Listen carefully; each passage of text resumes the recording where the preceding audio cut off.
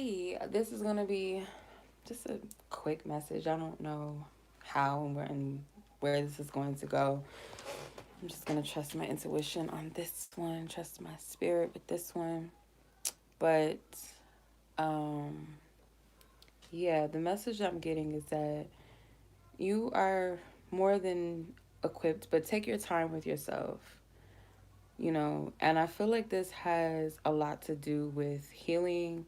This has a lot to do with something that you've been working on. If this is like creativity, if this is just working on self and reinventing self, like on an internal level, first and foremost, it's like Spirit is saying you are making progress. So it's not easy, and we can only have gratitude and appreciation for our efforts and how much that we are doing, and not look at like, oh, how much I could have done or how much I should have done or how much I think I should be doing, but be grateful for what you have done, where you are here in the present and in the now. So that's the biggest message with this. And um I feel like there's a level of sacrifices that have been made. Like, you might have had to sacrifice some, let's say time alone, or you had to sacrifice doing things that you wanted to do or once liked to do, or cut people out of your life or cut certain habits out of your life. There's certain things that not have been easy for you, and I feel that there's a level of, it's like you're being, it's like I'm hearing the word, it's like too many energies coming in at once. It's like um you're being, it's like you're being produced, or you're producing something of value. It's a reward in this. It's something very rewarding. And with the 8 of Pentacles and the Knight of Pentacles here, it's like a progression, a mass, like a focus on something or focus towards something, and really putting in the groundwork of that.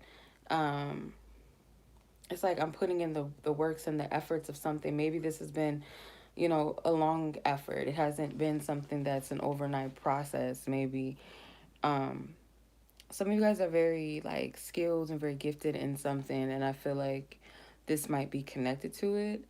And I also feel like a lot of your, with the paradigm shift card that also came out, that's number 4, this can represent our foundation, our stability. So the root of this is that you're going through a paradigm shift within yourself and in your surroundings. I feel like you recognize that there's more to where you are, whether you can see it or not. It's a realization that you have. Um also getting like, I'm also getting something with like integrity. Like, you might be put in a position where you have to be the authoritative, you have to be the one in the position of, you know, maybe steering others, being somewhat of an example, if that makes sense. That might also be a sacrifice within itself, especially if you feel like you're not someone that's wise enough, or someone that's mature enough, or someone that's healed enough, or, all these restrictions that we place on ourselves. Maybe you feel that way about yourself, but it's like, again, if you've been called, you've been called. It has nothing to do with what you see within, like, these man made qualifications. It's all about what, God, the Most High, can see within your heart that really matters. So let me read the Knight of Pentacles in this deck, because I'm using a different type of tarot deck. So you have the 8 of Pentacles. It says industry, professional abilities, and inventiveness. So again, for some of you, like, this is connected to your creativity, something that you do. You've been putting your efforts and energy towards it. I feel like it's very close to the heart. Maybe there's some sacrifices that have been made around that, or just some pause in activity. Maybe there might have been a slowdown in this area. Maybe you're just picking something back up again that you once did. Maybe this is a dream, a goal, or something with your career, or something like that, or a project, or some type of creative thing, or something material that you've been trying to manifest for yourself that requires some type of internal work or efforts, to align with this next phase of your life, this next chapter in your life, this door that is available to you. It's like it might have been a time of pause. I heard the word resurrection. So something might be resurrected. Something that you thought was dead, spiritually or energetically dead, is now coming back to resurrection. So, coming to resurrect, there's some type of reward for your sacrifices that you've made. Things that are not, when I say sacrifices, things that you might have had to give up or let go of. Um, when some people say, I know that I should be spending time meditating, or I know I should eat better, or I know this person is not good for me, some people will choose to continue to do the same thing. Whereas there's that other side, the others that will say, no, I'm going to stick to what I know is best, and I'm going to apply myself. I'm going to stop eating these types of things, or I'm going to stop hanging around these types of people, or I'm going to spend time more in prayer. Like, I'm going to cut my time out of being distracted by, whatever, social media, or being distracted by family, or being distracted by love and relationships. I'm really going to buckle down, or making the sacrifice not to get in a relationship, even though you want to be in one, but saying to yourself, I'm not in the healthiest space to do that. That's not easy. Some people will just be like, fuck it, I'll just get in a relationship because I don't want to be lonely. And then, still have that wounding, and still, it's kind of like hindering the process. So there might have been some type of sacrifice that you had to make that was not easy, that you're being rewarded for, because the reward is that you're aligning yourself with what's of your highest good. You're not settling for less, or you're not repeating the same cycles that keep you stuck, rather than keeping you in a process of evolution and evolving and ascending past where you've been. So I'm seeing a lot of progression as well. With the Knight of Pentacles, it says a person who knows how to be useful, responsibility, and honesty. So these are key things that I feel like, for those of you that resonate with this is what you've been doing.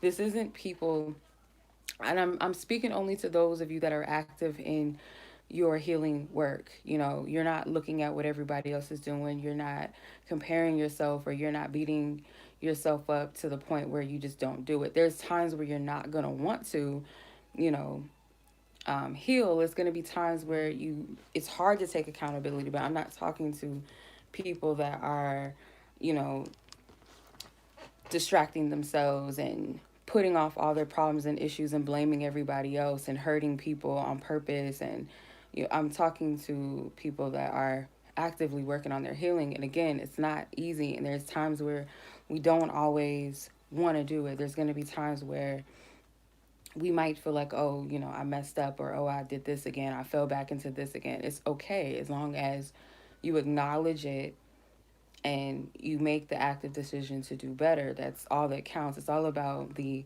intention, it's all about the effort, it's about the discipline, it's about the sincerity of it. It's not about perfectionism. There's no such thing of that. So it's like, that's a pressure that we place on ourselves, is this false sense of perfectionism.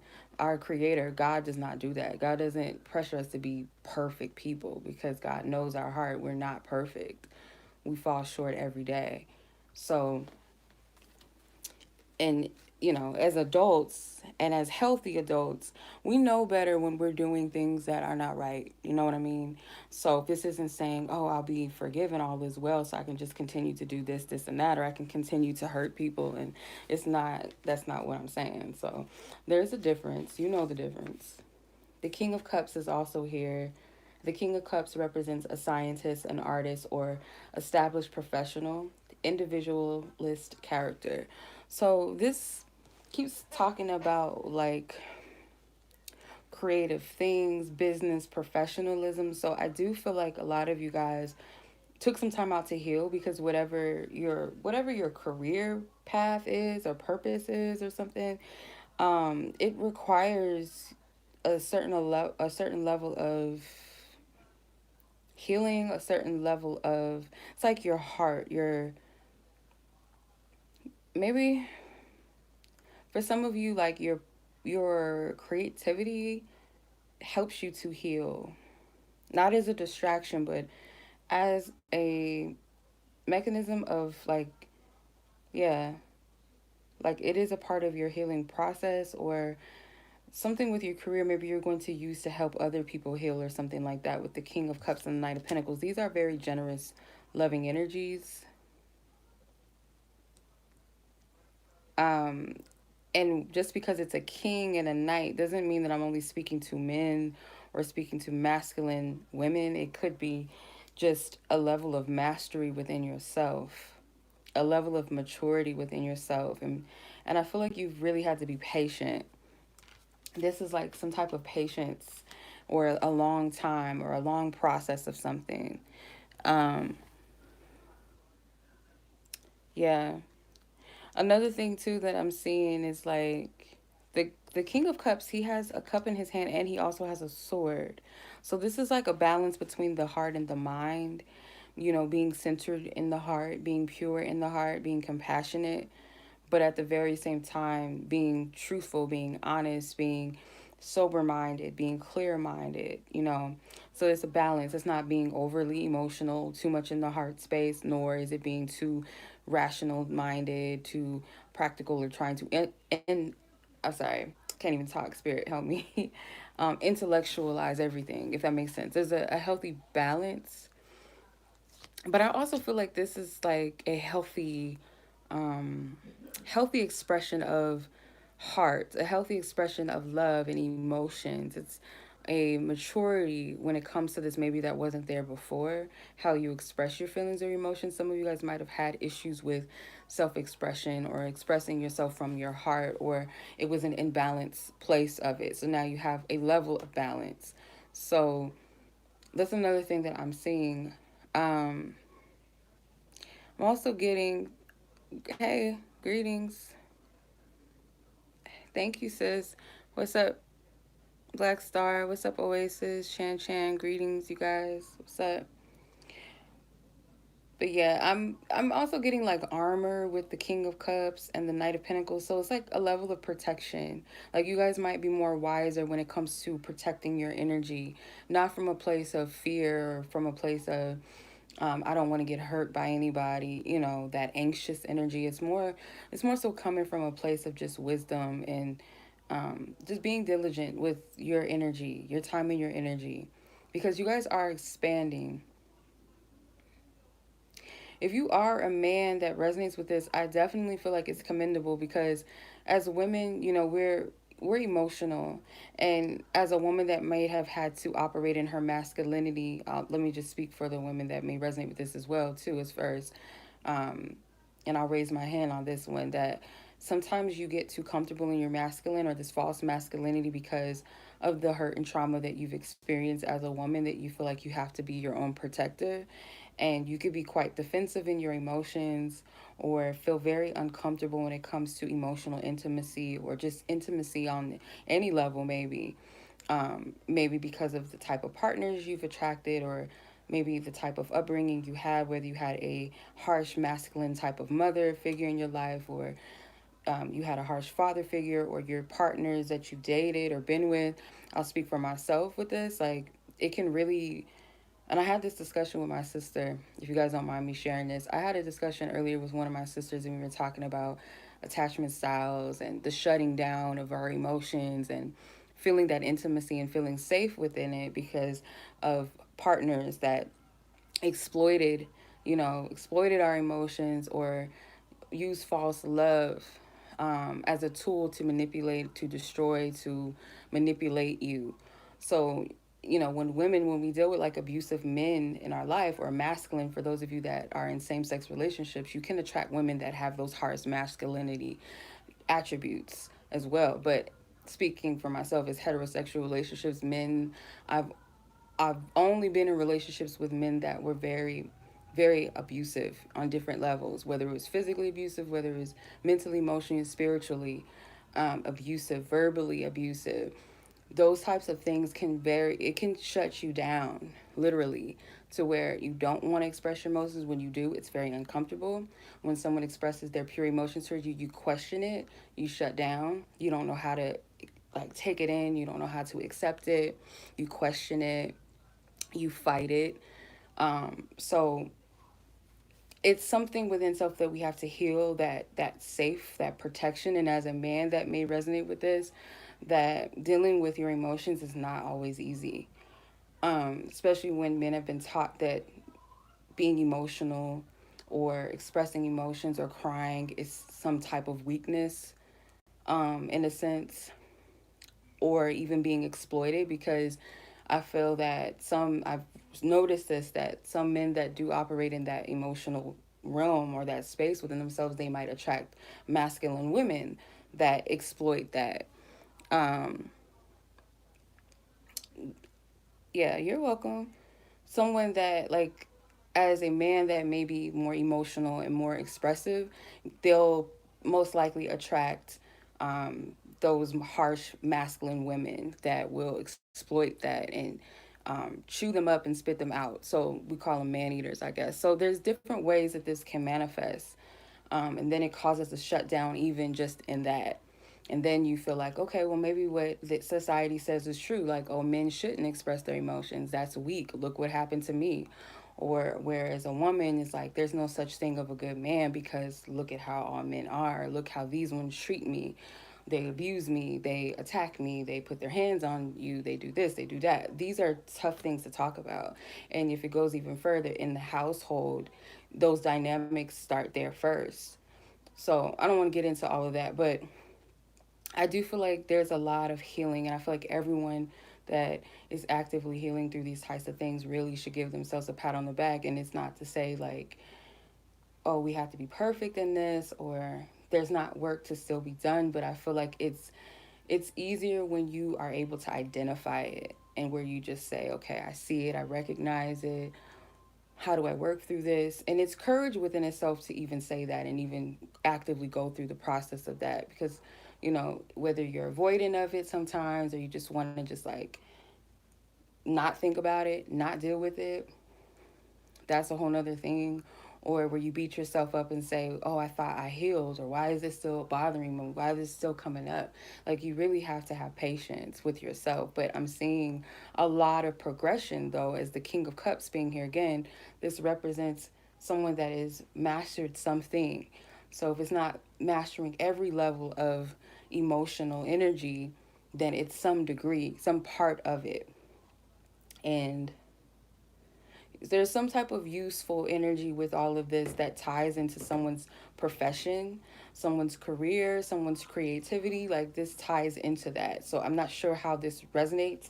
Some of you guys could be like healers, or you work in the field of the medical field. You maybe police, fire, music, write literature of some sort, or maybe you work with animals. For some of you guys, could be teachers, therapists, counselors. This might resonate with you, or if you're studying those things. Because sometimes for me, the Knight of Pentacles, the page or the Knight of Pentacles, to me is kind of like a student.